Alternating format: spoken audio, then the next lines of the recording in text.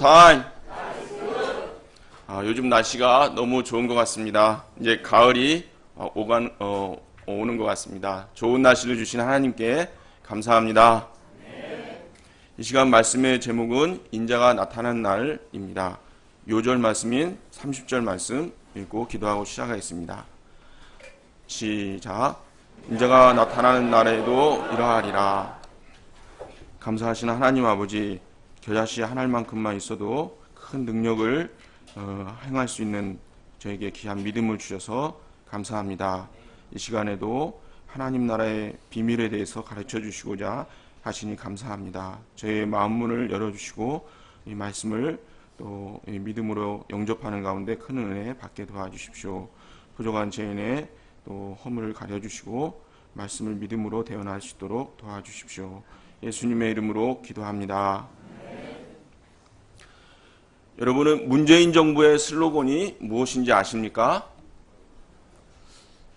국민의 나라, 정의로운 나라입니다. 문재인 정부는 이 슬로건처럼 직접 민주주의와 저소득층 권리와 복지 강화에 초점을 둔 정책을 펴고 있습니다. 트럼프 정부의 슬로건이 무엇인지 아십니까? 미국을 다시 위대하게입니다. 이를 위해 자국 산업 보호 정책과 불법 이민 억제 정책 등을 추구하고 있습니다. 예수님의 복음 역사의 슬로건은 무엇이라고 생각합니까? 저는 하나님 나라라고 생각합니다. 예수님은 이 땅에 오셔서 하나님 나라를 시작하시고 장차 하나님 나라가 완성될 미래를 바라보시며 복음 역사를 섬기셨습니다. 이를 위해 십자가에서 죽으시고 부활하셨습니다. 그리고 다시 이 땅에 오실 때에 하나님의 나라가 완성된다고 말씀해 주셨습니다. 세상 나라는 테러와 기후변화, 북한의 핵폭탄 위협 등으로 안심할 수가 없습니다. 일시적이고 가변적입니다. 하나님의 나라야말로 영원히 흔들리지 않는 진정한 소망이 됩니다. 이 시간 하나님 나라에 대한 예수님의 말씀을 통해 은혜 받을 수 있기를 기도합니다. 1장 우리 안에 임하는 하나님 나라. 어느 날 바리새인들이 예수님께 물었습니다. 하나님의 나라가 어느 때에 임하나이까? 그들이 왜 이런 질문을 했을까요? 유대인들은 바벨론에 의하여 나라가 망한 후 70년 만에 고국으로 돌아왔습니다. 성전을 복구하고 성벽을 재건하였습니다. 그러나 그 영광은 옛 다윗 왕국 때와는 비교할 수가 없었습니다. 그리고 그 이후에도 여전히 강대국의 식민 지배를 받아야 했습니다. 예수님 당시는 로마 제국의 지배를 받으며 수백 년간의 나름 서러움을 이어오고 있었습니다. 영화 군함도를 보면 각색된 부분이 많이 있지만 나라 잃은 민족의 서러움을 알 수 있습니다. 그래서 백범 김구 선생님은 하나님이 너의 소원이 무엇이냐 물으시면 대한독립이요 하고 대답할 것이요, 두 번째, 세 번째 물음에도 대한의 안전한 자주독립이요 하고 외칠 것이라고 하셨습니다. 유대인들에게도 때가 되면 하나님께서 구원자를 보내셔서 로마 제국의 속박에서 구원하시고 다윗 왕국과 같은 강한 나라를 세워주시기를 바라는 염원이 있었습니다. 이때 이루어질 나라가 당시에 많은 사람들이 가진 하나님 나라에 대한 생각이었습니다. 이런 그들에게 예수님께서 오셨습니다. 예수님은 곳곳에서 하나님 나라에 대해 말씀해 주셨습니다. 공생애를 시작하실 때 때가 찼고 하나님의 나라가 가까이 왔으니 회개하고 복음을 믿으라 하셨습니다. 한 말 못하는 귀신 들린 자에게서 귀신을 쫓아내신 후에는 내가 만일 하나님의 손을 힘입어 귀신을 쫓아낸다면 하나님의 나라가 이미 너희에게 임하였느니라 하셨습니다. 예수님은 하나님의 말씀을 권위 있게 가르치시고 또 많은 병자들을 고치시며 심지어 죽은 자도 살리시면서 이 땅에 오신 하나님의 구원자이심을 드러내셨습니다. 율법과 선지자는 요한의 때까지요, 그 후부터는 하나님 나라의 복음이 전파되어 사람마다 그리로 진입하느니라 하시며 예수님을 통해 이루어지는 하나님 나라의 은혜를 누리도록 적극적으로 초청하셨습니다. 그런데도 바리새인들은 예수님을 통하여 일어나는 하나님의 역사를 영접하지 않았습니다. 예수님께서 말씀하시는 하나님 나라의 모습이 그들이 기대하고 있는 하나님 나라의 모습과는 너무나 달랐기 때문입니다. 그들의 집 앞에는 여전히 로마 제국에 내야 하는 세금 고지서가 날라오고 있었기 때문입니다. 하나님의 때가 어느 때에 임하나이까? 이는 당신이 그리스도라면 언제쯤 로마 제국을 물리치고 유대를 강한 나라로 만들어 주실 것이오 하는 것입니다. 하나님 나라에 대한 자기들 나름대로의 생각을 붙드느라 예수님께서 수차례 하나님 나라가 이미 임했다고 말씀하셨는데도 불구하고 영접하지 않았습니다. 그리고 또다시 이렇게 하나님의 나라가 어느 때에 임하나이까? 어리석은 질문을 하고 있는 것입니다. 학교에서도 열심히 설명할 때는 떠들고 장난치다가 좀 쉬려고 할 때 선생님 이거 어떻게 해요? 묻는 학생이 있습니다. 그러면 속에서 으이구 설명할 때 좀 잘 듣지 하는 생각이 욱하고 올라옵니다. 그러나 예수님은 저와 다르게 바리새인들도 사랑하셔서 하나님의 나라의 진리에 대해 자상하게 가르쳐 주셨습니다. 하나님의 나라는 볼 수 있게 임하는 것이 아니오 또 여기 있다 저기 있다고도 못하리니 하나님의 나라는 너희 안에 있느니라. 하나님 나라는 세상 나라처럼 볼 수 있게 임하지 않습니다. 하나님의 나라는 하나님께서 보내주신 예수님을 그리스도로 영접할 때 각 사람의 마음에 이루어집니다. 이 하나님 나라의 가장 근본적인 특징은 하나님의 다스리심, 하나님의 통치입니다. 하나님의 나라는 내면 가운데 하나님의 통치가 임할 때 현재적으로 이루어집니다. 우리가 자기중심적인 자아, 세상 가치관을 따르는 자아, 죄와 사탄의 지배 안에 있는 마음을 회개하고 하나님의 다스림을 영접할 때 우리 마음에 하나님의 나라가 건설됩니다. 에덴이 에덴이 될 수 있었던 것은 그곳에 하나님이 왕으로 다스리고 계셨기 때문입니다. 아담과 하와가 하나님을 경외하고 그의 말씀을 순종하며 하나님의 다스림을 받았을 때 그곳에는 하나님이 주시는 생명과 평화와 사랑과 자유가 있었습니다. 그런 점에서 하나님 나라는 하나님께서 통치하실 때 임하는 하나님의 축복의 세계를 의미하는 말로 쓰이기도 합니다. 그런데 사람이 사탄의 유혹에 넘어가 교만해져서 스스로 왕이 되고자 하나님의 말씀에 불순종하였을 때 문제가 생겼습니다. 에덴, 곧 낙원, 하나님 나라를 상실하게 되었습니다. 낙원을 상실한 인간은 여러 모양으로 낙원을 얻고자 노력합니다. 미국과 같은 선진국을 낙원이라고 생각하는 사람이 있습니다. 그러나 자세히 보면 인종 갈등과 빈부격차 등으로 문제가 많이 있습니다. 복지가 잘 되어 있는 북유럽에서도 연일 테러가 끊이지 않고 있습니다. 남한과 북한은 서로 자기 쪽이 더 살기 좋으니 넘어오라고 선전전을 합니다. 하지만 북한은 말할 것도 없고 남한에서는 헬조선이라는 말이 만들어질 정도입니다.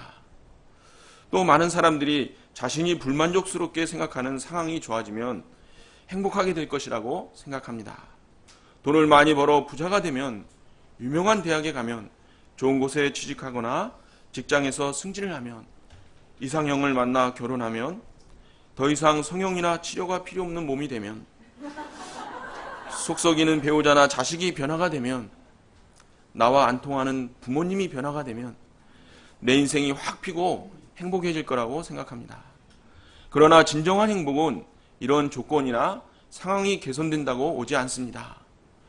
얼마 전에 언론에서 골프 황제 타이거 우즈에 대한 기사를 봤습니다. 그는 수많은 골프 대회에서 우승을 하며 유명세를 떨쳤고 많은 상금을 받아 거대한 부를 쌓았습니다. 우즈는 플로리다의 작은 섬을 사서 대지가 10,000평이 넘고 침실만 18개가 있는 370억짜리 집을 샀습니다. 절세의 미인과 결혼하고 값비싼 차를 몰며 해외 유명 휴양지로 여행을 다니며 살았을 것입니다. 이 정도로 누리고 산다면 가히 천국에서 살고 있다고 생각하며 부럽게만 여겨집니다. 그런데 얼마 전 읽은 기사에 의하면 그가 마약성이 짙은 여러 가지 약물에 깊이 중독되었다는 것입니다. 새벽에 약에 취해서 잠들어 있다가 음주운전으로 오인한 경찰에 체포되었습니다. 우주는 극심한 스트레스와 부상으로 고통하며 오랫동안 불면증에 시달려 왔다고 합니다. 그의 많던 재산도 불륜으로 인해 이혼 소송을 당하며 줄게 되었습니다. 한때 세계의 주목을 받던 그의 모습은 아주 초라하고 불쌍하게만 보였습니다. 반면에 강화문 시인으로 불리는 정재환 씨는 내성마비 정신지체 1급 장애인으로 태어났습니다. 그는 걸을 때마다 온몸이 비틀리며 넘어질 듯 위태롭게 걸을 수밖에 없었습니다. 자신의 처지를 비관하며 고통스러운 마음을 잊기 위해 술과 담배에 빠져 살았습니다. 꼭 자기처럼 뒤처지고 남루한 가난한 달동네인 남국의 뒷골목을 배회하며 시간을 허비하는 인생을 살았습니다. 그때 그가 쓴 시 중에 한 편을 보면 멀리 멀리 갔더니 처량하고 고나며 슬프고 또 외로워 정처 없이 방황했네 하며 쓸쓸하고 슬픈 마음을 드러냈습니다. 그러던 그의 인생에 대변화가 찾아왔습니다. 그는 병이 낫기를 원하며 찾아간 기도 모임에서 예수님을 만났습니다. 예수님을 만났을 때 그의 마음은 기쁨과 평강으로 가득하게 되었습니다. 하나님이 자기와 같은 장애인도 사랑하신다는 것을 알고 행복과 감사가 가득해졌습니다. 그가 낫기를 간절히 원했던 육신의 장애는 그대로 있었지만 이제는 그것이 문제가 되지 않았습니다. 오히려 사랑하시는 자에게 주시는 유익한 한난이라고 영접하게 되었습니다. 그는 강화문 길거리에서 자기 하나 앉을 수 있는 만큼의 종이상자를 깔고 액자를 길바닥에 널어놓고 파는 일을 했습니다. 불편한 몸으로 얼마 안 되는 돈을 벌었지만 그는 행복했습니다. 그렇게 번 돈으로 이라크의 학교를 짓는 일에 도움이 되고자 헌금을 하였습니다. 그리고 지나가는 행인들과 북한과 핵의 선교를 위해 기도하였습니다. 선교단체에 가입하여 이스라엘과 인도에 단기 선교를 갔다 오기도 하였습니다. 처량하고 쓸쓸했던 그의 시도 변화되었습니다. 내가 죽지 않고 살아서 여호와의 기쁨이 되리라. 하나님이 나를 무척 사랑하신다. 나는 자신 있다. 짧지만 은혜와 기쁨이 충만한 시들을 써서 많은 사람들에게 감동을 주고 있습니다. 찬송가 438장은 가사를 보면 이렇게 되어 있습니다. 제가 한 절 읽고 한 절씩 노래는 자신이 없고요. 내 영혼이 은총 입어 중환제짐 벗고 보니 슬픔 많은 세상도 천국으로 주의 얼굴 뵙기 전에 멀리 뵈던 하늘나라 높은 산이 거친 들이 초막이나 궁궐이나 할렐루야 찬양하세 내 모든 죄 사함받고 네, 감사합니다. 우리가 하나님의 나라를 누리는 삶을 살고 싶다면 어떻게 해야 합니까? 예수님을 나의 왕으로 삼는 삶을 살아야 합니다. 그런데 왕하면 세종대왕이나 다윗과 같은 좋은 왕이 떠오를 수도 있지만 연산군이나 사울과 같은 왕이 떠오르기도 합니다. 심지어 히틀러나 김정은 같은 독재자가 떠오르기도 합니다. 그래서 하나님을 왕으로 모셔야 한다는 말을 들으면 굉장히 엄격하고 율법적이고 긴장된 자세를 가져야 할 것 같은 생각이 듭니다. 그러나 그럴 필요가 없습니다. 하나님은 우리에게 사랑의 관계성을 원하십니다. 신명기의 6장 4, 5절은 세마 중의 일부로 하나님이 이스라엘에게 원하시는 것의 핵심이 담겨져 있습니다. 한번 같이 읽어보겠습니다. 시작.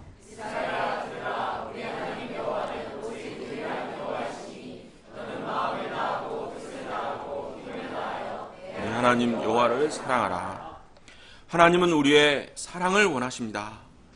하나님이 우리의 사랑을 원하신다는 것은 하나님이 우리를 사랑하시기 때문입니다.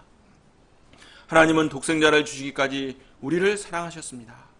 그렇기 때문에 하나님도 우리의 최고의 사랑을 원하십니다. 우리가 하나님을 가장 사랑할 때 사랑의 관계성이 맺어지고 하나님의 사랑이 분바되어 하나님의 나라가 임하게 됩니다. 서로 사랑하는 자들은 같이 있는 것 자체만으로 행복합니다. 사랑하는 자의 특징이 무엇입니까? 많이 생각한다는 것입니다. 달을 보아도 그대 얼굴, 구름을 보아도 그대 얼굴이 떠오릅니다. 망치질을 하다가 그녀 생각하느라 자기 손가락을 내리쳐도 아픈 줄을 모릅니다. 또한 자기 것을 꾸리지 않고 아낌없이 주고자 합니다. 맛있는 것이 있으면 싸다가 먹여주고, 멋있는 것이 있으면 선물로 사줍니다. 주는데도 아깝지 않습니다. 주님을 사랑하는 사람들의 특징도 이와 같을 것입니다. 무엇을 하든지 주님을 생각하는 마음으로, 또 무엇이든지 주님께 드리고자 하는 모습으로 할 것입니다.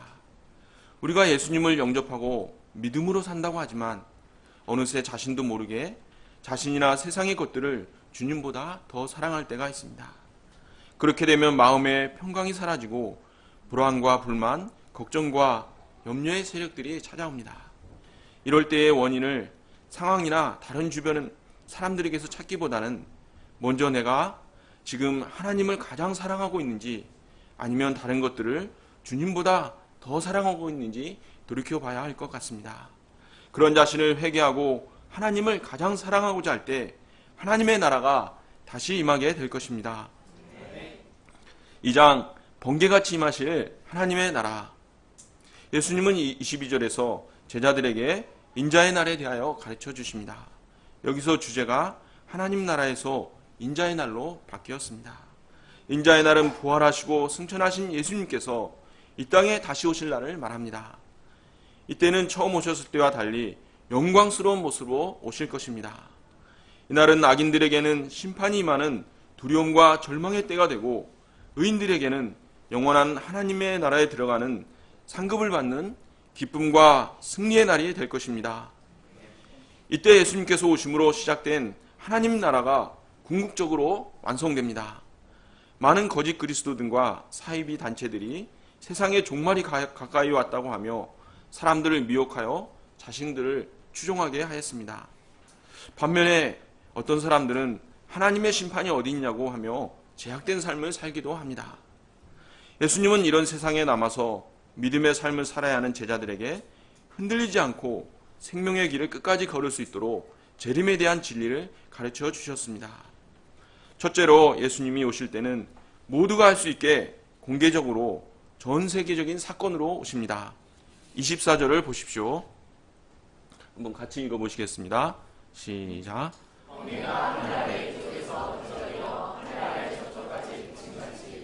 인자도 자기 날에 그러하리라. 번개는 하늘에서 생기기 때문에 누구든지 볼 수 있습니다. 또 번개는 빛으로 1초에 30만 킬로미터, 지구 7바퀴 반을 돌 수 있습니다. 이는 예수님께서 다시 오실 때는 세상의 누구나 다 알 수 있도록 오신다는 것입니다. 그러므로 그리스도가 여기 있다, 저기 있다 하는 자들은 다 거짓말을 하는 자들입니다. 목자님, 며칠 전에 예수님께서 오셨다는데 그 소식 들으셨어요? 저는 그때 조느냐고 못 들었는데 하고 물어볼 필요가 없습니다. 재림 예수님이 오셨다고 선전하고 다니는 자들은 다 거짓말하는 자들입니다. 둘째로 예수님은 갑작스럽게 오십니다. 예수님은 성경에서 나오는 심판의 사건을 예를 들어 심판의 날이 갑작스럽게 임하게 될 것이라고 말씀하십니다.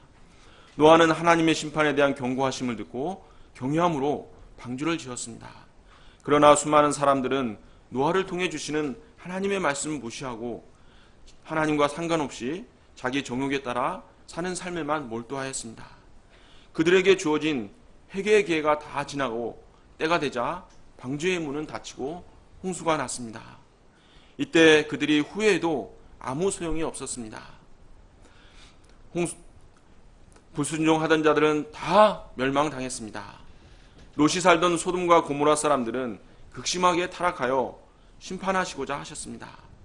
롯의 사이들은 소돔과 고모라의 심판 얘기를 듣고는 우리 장인어른께서 낮술을 많이 드셨나 봅니다 하며 농담으로 여겼습니다. 그러다가 하늘에서 불과 유황이 비같이 내려서 다 멸망당하고 말았습니다. 많은 사람들이 하나님의 심판을 영접하지 않는다고 해서 하나님의 심판이 오지 않는 것이 아닙니다. 사람들의 생각과는 상관없이 하나님의 말씀대로 분명하게 심판이 임했습니다. 이처럼 성경대로 예수님의 십자가에서의 죽음과 부활이 분명한 역사적인 사건으로 이루어진 것처럼 예수님의 재림도 분명하게 역사적으로 이루어질 것입니다. 셋째로 그날에는 의인과 악인이 구별될 것입니다. 34절, 35절을 보십시오. 내가 너희에게 이르노니 그 밤에 둘이 한자리에 누워있음에 하나는 데려감을 얻고 하나는 버려둠을 당할 것이요 두 여자가 함께 맷돌을 갈고 있음에 하나는 데려감을 얻고 하나는 버려둠을 당할 것이니라.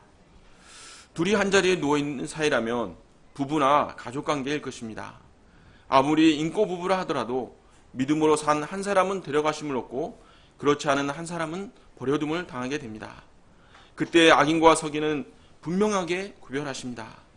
각 사람이 그의 행한 대로 인격적으로 심판을 받게 됩니다.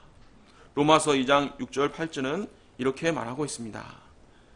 같이 한번 읽어보겠습니다. 시작. 하나님께서 각 사람에게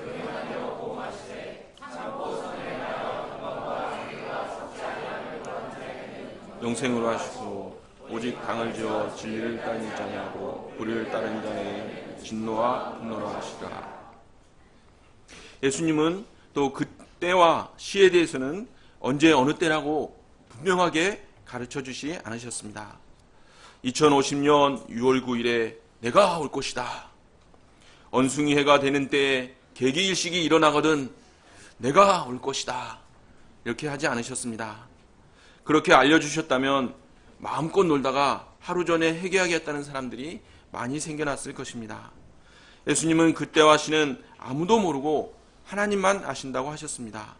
그러므로 우리는 때와 시를 알고자 하기보다는 영광 중에 오셔서 산자와 죽은 자를 심판하실 예수님이 보시기에 좋은 삶을 살고자 힘써야 합니다. 31절과 32절을 보십시오. 만일 예수님이 오실 때에 지붕 위에 있는 세간을 가지러 그 집 안으로 들어가지 말아야 합니다. 어떤 사람이 밭에 있다면 집에 들어가서도 안 됩니다. 물질에 대한 애착을 끊고 안전한 곳으로 황급히 가야 합니다.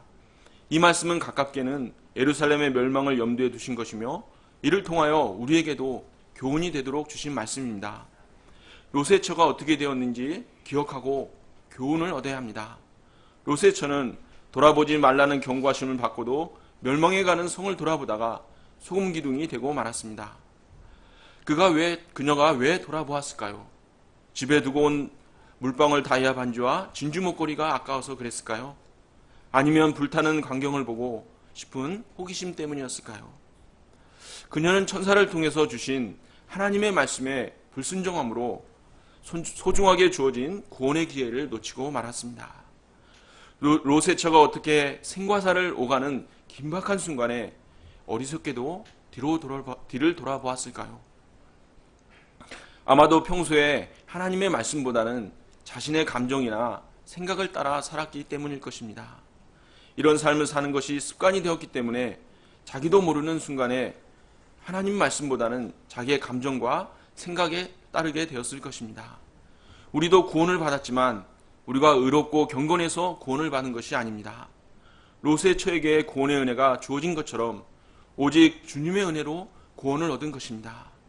그러나 그 후의 삶에서 자기의 감정과 욕심과 생각대로 살지 않고 하나님의 말씀대로 살고자 하는 영적인 투쟁을 해야 합니다. 33절을 보십시오. 우리 다 같이 읽어보겠습니다. 시작. 무릇 자기 목숨을 보존하고자 하는 자는 잃을 것이요 잃는 자는 살리라.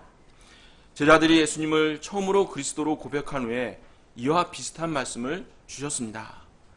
이 말씀은 이 땅에서 삶의 애착을 가지고 자기와 자기 가족만을 위해 산다면 결국에는 영적인 생명을 잃어버릴 것이요 반면에 하나님께서 주신 인생을 주와 복음을 위해 사용한다면 영원한 생명을 얻을 것이라는 말씀입니다. 예수님의 12 제자들은 예수님이 승천하신 뒤에 이 땅에 남아서 주와 복음을 위해 헌신하는 삶을 살아야 합니다. 이 말씀처럼 예수님의 제자들은 12명 모두 주님을 쫓아 순교하였습니다. 그들은 육신의 생명은 잃었지만 영원한 생명을 얻었습니다. 그들은 참으로 지혜로운 자들입니다. 우리도 하나님 나라의 백성으로 자기의 욕심과 정욕대로 살고자 하는 소원을 부인하고 주와 복음을 위해 사는 삶을 산다면 장차 주님 앞에 서는 날 잘하였도다 착하고 충성된 종아 칭찬을 받으며 영원한 하나님의 나라에 들어가는 상급을 받게 될 것입니다. 이보다 성공한 인생은 없습니다. 37절을 보십시오. 예수님의 말씀을 다 듣고 나서 제자들이 물었습니다. 주여 어디 오니까? 그렇게 심판하시는 곳이 어디입니까? 어디로 가야 그런 심판을 피할 수 있겠습니까? 하는 뜻이 내포되어 있습니다. 예수님은 이에 죽음이 있는 곳에는 독수리가 모이느니라 대답해 주셨습니다. 이는 이스라엘 속담 중에 하나로 어느 곳이든 죽음이 있는 곳, 곧 시체가 썩는 곳에는 독수리가 모이듯이 타락한 곳에는 예외 없이 하나님의 심판이 임한다는 그런 뜻을 가진 속담입니다.